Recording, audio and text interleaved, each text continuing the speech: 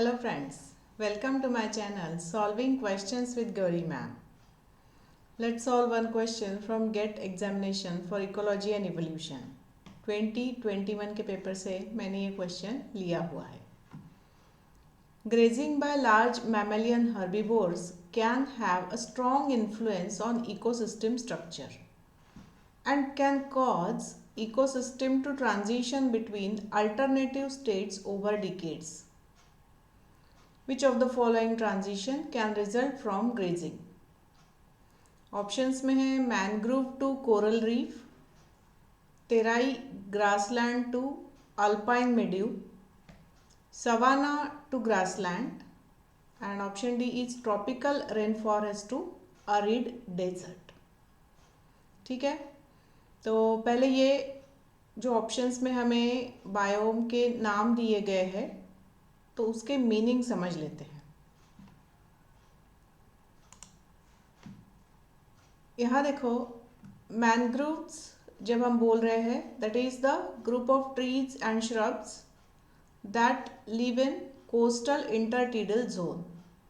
मतलब जहाँ पर पानी होता है, बहुत ज़्यादा पानी होता है और ज़मीन भी वहाँ से शुरू होती है, तो इंटरटिडल वहाँ पर जो जोन होगा वहाँ पर जो प्लांट्स ग्रो करते हैं दैट इज मैनग्रोव्स. ठीक है, तो इसमें जो ट्रीज श्रब्स होंगे तो यहाँ पर जैसे कि उनके रूट्स हम देख सकते हैं. कभी आप लेक में घूमने गए हो तो जो साइड में जो प्लांट वेजिटेशन हमें दिखता है तो वहाँ पर आप मैनग्रोव्स बोल सकते हो. ठीक है, तो यहाँ पर ग्रासेस के चांसेस नहीं होते हैं. दूसरा मैनग्रोव टू कोरल रीफ, ये फर्स्ट ऑप्शन है ना. तो कोरल रीफ क्या होता है? That is a under water plants. तो ये भी प्लांट्स वाटर के नीचे रहने वाले हम वेगली कह सकते हैं. फिर देखो, तेराई ग्रासलैंड जब बोल रहे हैं that is the at Himalayan region at low altitude, और अल्पाइन मेड्यू जो है that is at Himalayan region at high altitude. ठीक है, तो ये हिमालयन रीजन के बायोम है और यहाँ पर ये लो अल्टीट्यूड पर हम तेराई ग्रासलैंड, और जब हाई अल्टीट्यूड है दैट इज अल्पाइन मेड्यू बोलते हैं. ठीक है, तो सोचो कि हिमालय रीजन में भी ग्रासेस का होना बहुत कम पॉसिबिलिटी है. ठीक है, देन ग्रासलैंड. ग्रासलैंड कहाँ होते हैं? Plant coverage dominated by grasses.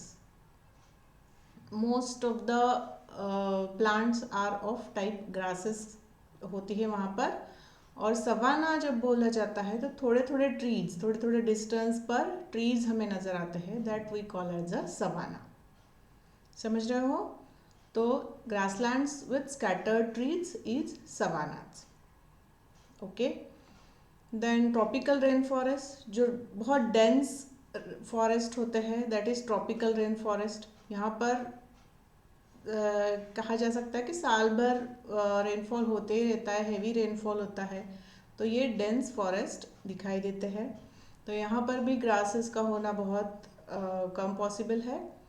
और चौथा उसके बाद है अरिड डेजर्ट. तो डेजर्ट आप जानते हो, तो वहाँ पर तो ग्रासेस हो ही नहीं सकते. डेजर्ट एरिया है तो बहुत डिस्टेंस के बाद थोड़े थोड़े वेजिटेशन हमें यहाँ पर डेजर्ट में दिखाई देते हैं, क्योंकि बहुत कम रेनफॉल होता है, वहीं पर डेजर्ट होता है, अरिड डेजर्ट. ठीक है, तो इस तरह से ये हमें डिफरेंट बायोम दिए गए हैं.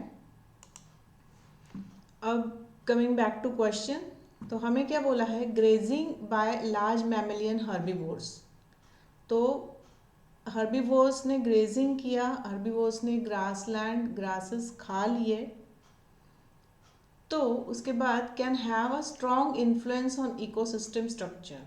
तो इसका इकोसिस्टम स्ट्रक्चर पर इफेक्ट होगा बहुत समय के लिए, बहुत दिनों के लिए, बहुत डिकेड्स के लिए. अगर ग्रेजिंग होता रहा तो it will influence the ecosystem structure. ठीक है, and can cause ecosystem to transition between alternative states over decades.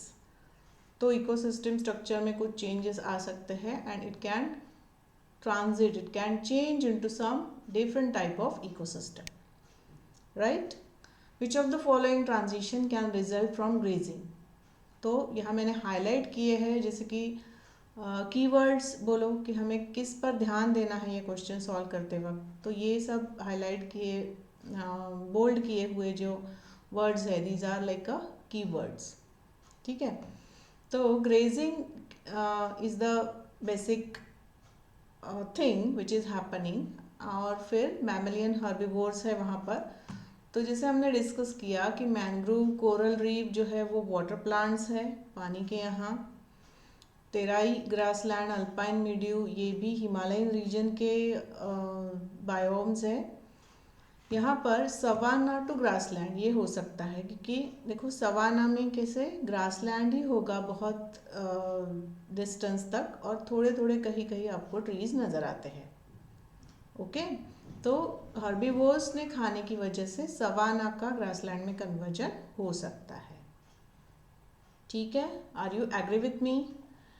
और ट्रॉपिकल रेन फॉरेस्ट में बहुत ज़्यादा डेंस फॉरेस्ट है, और डेजर्ट में वो कन्वर्ट होने के चांसेस बहुत कम हैं, क्योंकि यहाँ पर बहुत ज़्यादा रेनफॉल होते रहता है, और अरिड डेजर्ट में रेनफॉल की बहुत कमी है। और सबसे बड़ी बात हमारे क्वेश्चन के हिसाब से ग्रेजिंग यहाँ पर नहीं हो सकता, क्योंकि यहाँ पर ग्रासलैंड का होने के चांसेस काफ़ी कम है, ओके।